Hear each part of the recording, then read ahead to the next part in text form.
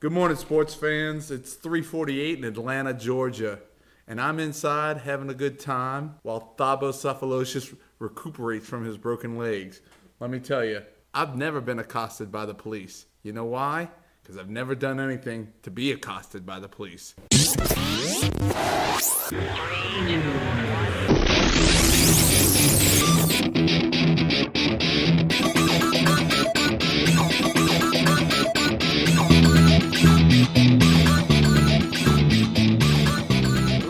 James Nose Holt. And it's Jeff Bagman Baggett. And we're just saying. So, ladies and gentlemen, it is big deal or not a big deal. Then we're going to hit the MLB, then hit up the NBA because it is huge right now. I'm flying blind on big deal, no deal, so don't run me a course, man. Here you go. Big deal or no big deal. Mr. Chris Bryant from the Cubs, wanting to be the next big slugger. His spring training was a 425. He's 319 or something right now. He had 9 home runs in spring training. Does this... And 6 home runs in 12 days, I think, or less than 12 days in minor leagues. Go ahead. So does this, in theory, make him already a name for this season of, hey, I'm going to pick him up on fantasy sports. He's the next big deal.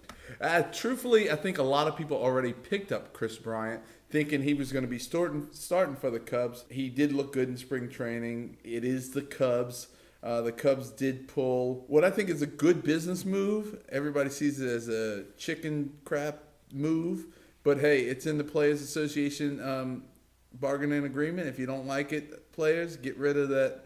Get rid of it. So I think a lot of people did pick him up. I know a good friend of mine who's in a fantasy league with me picked him up and had to hold on to him for 12 days. But, yeah, I think he'll be a good, solid pickup. I don't know if he's pro-ready yet. So he's not the next big deal is what you're saying. I'm going to hold off because I'm not ready to – I'm not ready to anoint him the next coming of Ryan Sandberg. He's not the Andrew Jones coming out first couple of games and then also in the World Series hitting home runs, being a rookie, way past, years ago with the Atlanta Braves when the Atlanta Braves actually have won many playoffs.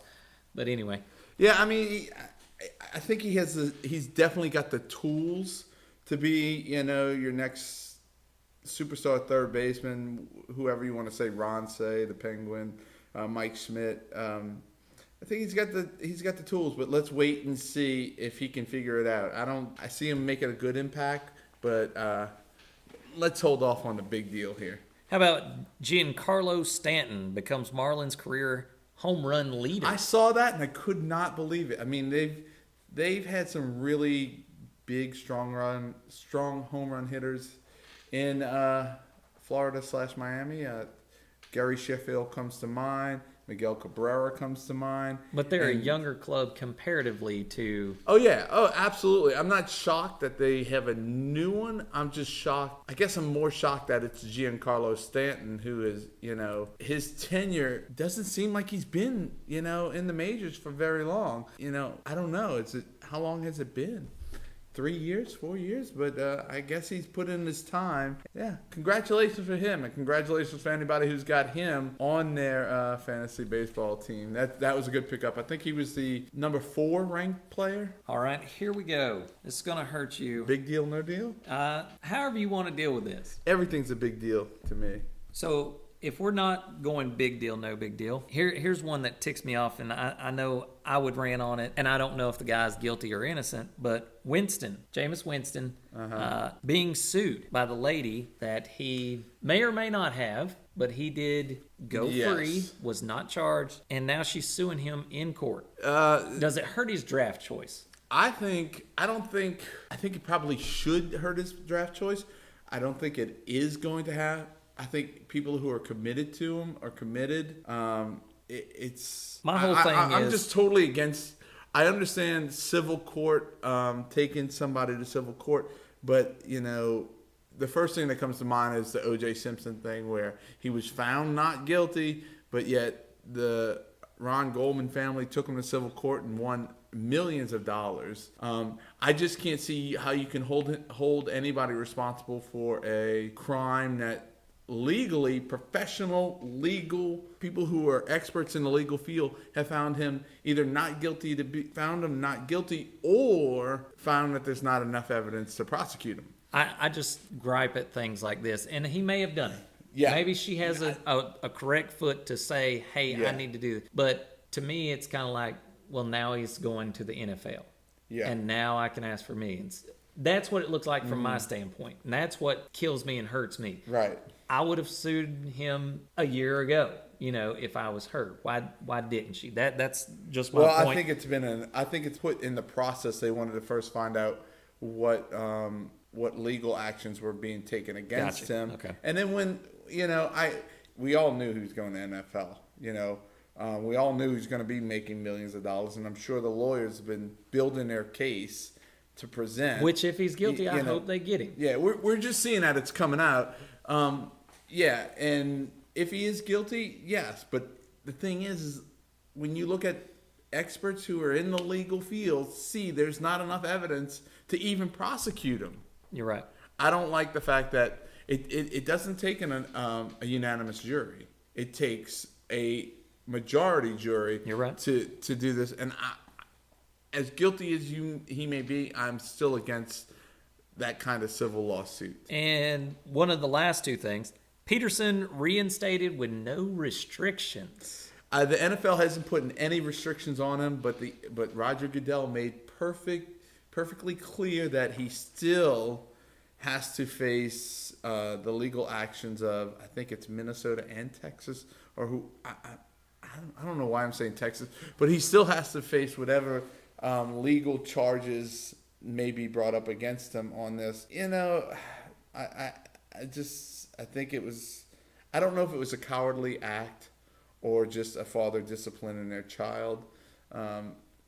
I'll reserve judgment, but I've put some handprints on my daughter. I'll admit it. But you know what? I've never abused her. Right. So there's a difference between whipping a child and beating a child. Yes. My mother surely knew the difference between that one. Now, Yeah. back to the MLB real quick, fast and in a hurry. You Okay, ready for baseball. this? And Yes, this yes. is gonna hurt you and probably make you hate me. Yeah, I already hate you. But New that's York okay. Yankees Yes. 3-6, huh? tied for last with the Twins and the Mariners in the East. Well, they're in the East. Sorry, but American tied League. with them in the American League for dead last. Worst records. So is that something that you need to worry about? Is that something Absolutely. They're only 3 games back behind Boston, but it's 3 games through. Oh wait, there was my other thing. What did you just say there? They are 3 games behind Boston. Who is number one first in place. the East? But Wow. 3 games is nothing. Extremely concerned about their hitting. They did put 14 runs up on Boston. 7 against Clay Buchholz in that first. We talked about that last show.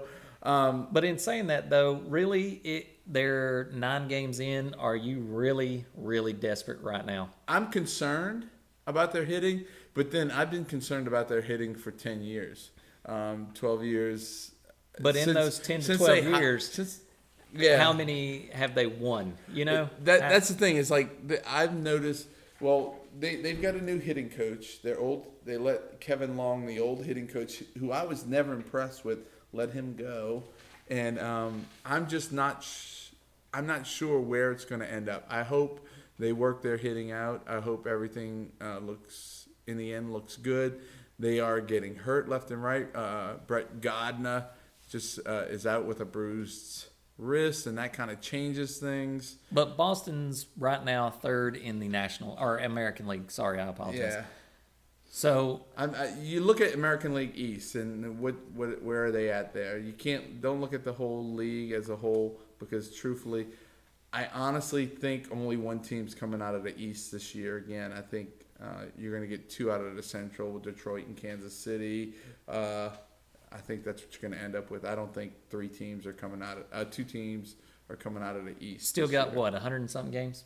You got 153 games. Yeah, I mean, there's plenty of games. Really, August is where it matters. It's just I got to give it to you because we'll talk next school year. Yankees are getting you on the bottom right now. Yeah. All right, on to the NBA.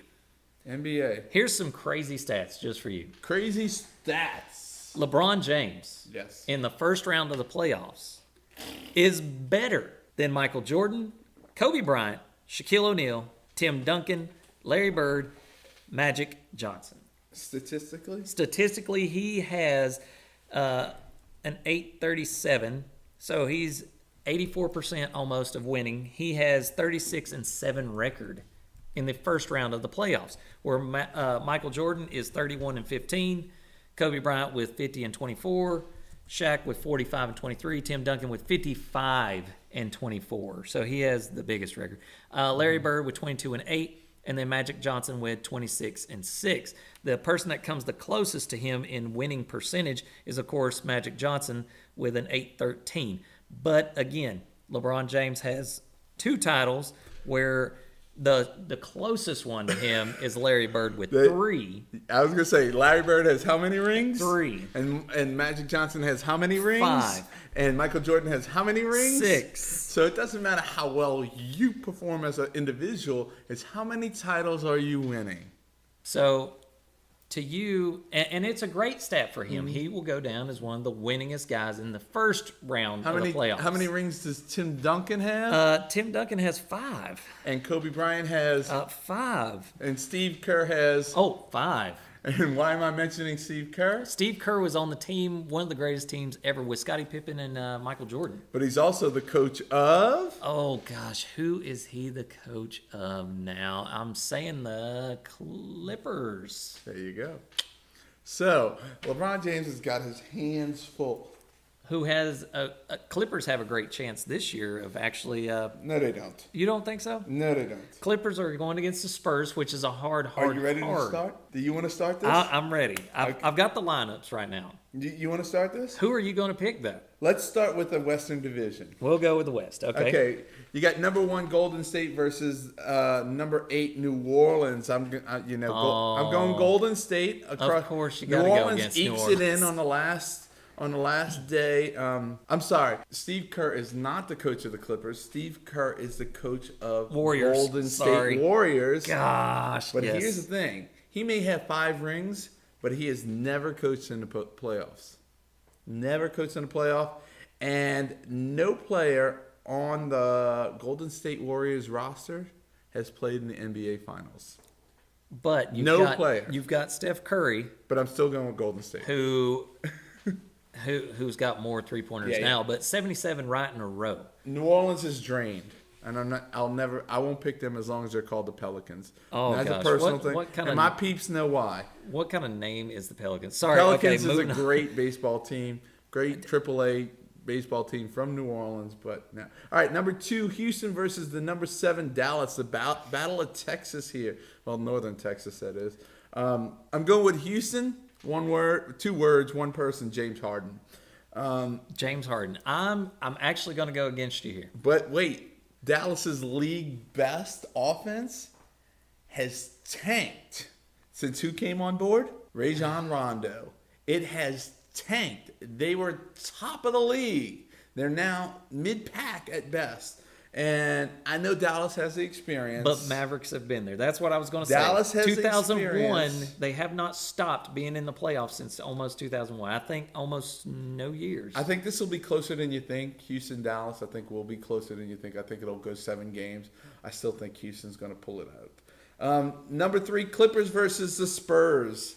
I am going with the Spurs. I would go with the Spurs, too. Until you give me a reason not to, I'm going with them. Experience. 1 word, experience. Tim Duncan. Manu Ginobili. Parker. Clippers have Chris Paul, Blake Griffin, Jamal Crawford. Great 3. However, Chris Paul, 22-31 in the playoffs. 22-31 in the playoffs. 19.8 points per game against the Spurs. That's a big dip from his normal season average. However, what I think it's going to come down to is, can DeAndre Jordan from San Antonio make his free throws at the end of the game? Now, here's the one that you're going to mention next, and this is going to be the one that, to me, I don't think most people will even care about. The number 4 and number 5. Portland versus Memphis. Okay, we've said enough. Okay. Moving on. Tony Allen. Can Tony Allen bring the defense? That's what's going to make the series right there. Eastern. I don't even want to talk about Portland, Memphis. I just don't want. Eastern. Atlanta versus Brooklyn. The loss of Thabo Sefolosha. Dude, don't fight the police. You're going in the playoffs. You're 5 days away from a playoff game. The police says get out, get out. The police says lean up against the car, lean up against the car. Don't fight the police. Here you broke we go your leg. again with you're an idiot. Many, you know, we recorded this many times ago and saying, you know, don't be stupid. You got to be mature. Yes. When you get into the man's league. Yeah. So right. I know it's a man. You're in an adult world. Act like an adult. However, I think the Nets have a chance if they can utilize Brook Lopez in the center position because Atlanta has a hard time defending the center paint. Number 2, Cleveland, Boston. What more can you say? LeBron James, Kyrie Irving, Kevin Love. There's a reason why they're number 1 ranked. The odds, number 1 favored. Bulls versus Bucks. The Bulls are deep, man. They are. They are deep. And Rose, they just need to trade the guy. I'm sorry. That's my opinion. Yeah. And the Bucks lost Jabari Parker. I see the Bulls in 5 on this one. And 4 and 5, Toronto versus Washington Wizards. This is the same thing as the other 4 and 5. Really? No, nobody cares. Are we going to waste our time? Who do you like winning it all? If I see, I'm going to go with the NBA Finals being either Hawks or Cavs, and either the Spurs or the Warriors. Okay. That's my 4 teams that I'm going to pick. I like the Spurs and the Cavs, and I honestly like the Spurs. I would pick the Spurs over the Cavs any day. Give me a reason not to pick the Spurs. And I believe Tim Duncan and those guys deserve another one. I mean, they play old ball. I mean, you don't see that anymore. Yeah. Fundamentals. All right. We're losing that. Got to move it on. Last thing that I'm going to bring up is a who you got. Who you got? Let's do it quick. Are you ready for this? Yep. I'm giving you 3 who you got. They are the managers of the Major League Baseball, Joe Torre, Tony LaRussa, and Bobby Cox. Who I got? Who do you got? I am going to go. That's a tough one. I'm ruling out Bobby Cox because Bobby Cox could never come out of the East. He's gone. Okay. I like Tony LaRussa because he made a lot out of a little. But if I'm looking for a manager, someone to manage a team, I got to go with Joe Torre, and I'm going to tell you why I'm going with Joe Torre. And I know statistically Tony LaRussa is the one that you want to pick. Actually, no. Well, numbers-wise, it's Bobby Cox because it was a weaker division. Oh. But I'm picking Joe Torre, number 1, because he pulled the Yankees. He managed players better. All right. He won in the hardest division in Major League Baseball, the American League East.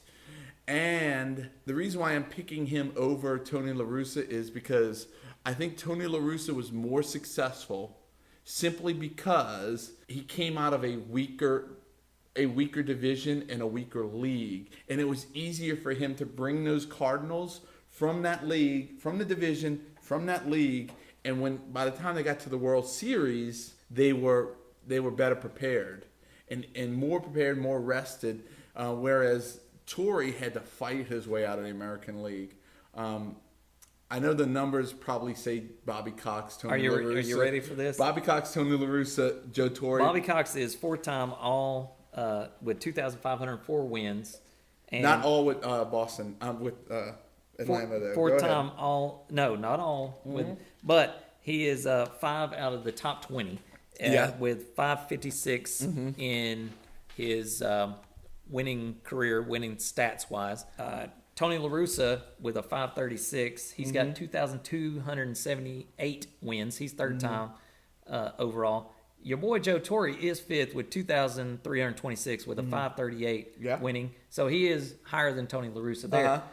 But then you got Connie Mack, who played or was managing during a You total. didn't mention Connie Mack. I didn't give you Connie Mack because he is the all-time. He's going to slide in Connie Mack. All-time, winningest manager. So I I'll didn't ask put you him this out one there. simple question. I didn't put him out there. Who's got more rings of those three people? Not four, three people. Out of those three, it's Joe Torre. Thank you very much. Good night. This has been James the Nose Holt. And this is Jeff the Bagman Baggett. And look, just because I come from an Italian family doesn't mean I have a bocce ball set. Oh, I'm sorry. Is it lawn bowling? Just saying, guys. Just saying. Let's have a warm LT welcome. Bobby Boucher. Come on, Bobby. Tell me, what is your secret? How do you find yourself in the right position all the time? That's a good question. What happens is the center has the ball first, and quarterback will say hike. That's when the center puts the ball into the hands of the quarterback. So what I do is I start tackling the quarterback unless he get the ball to somebody else, in which case I'll try to tackle that person.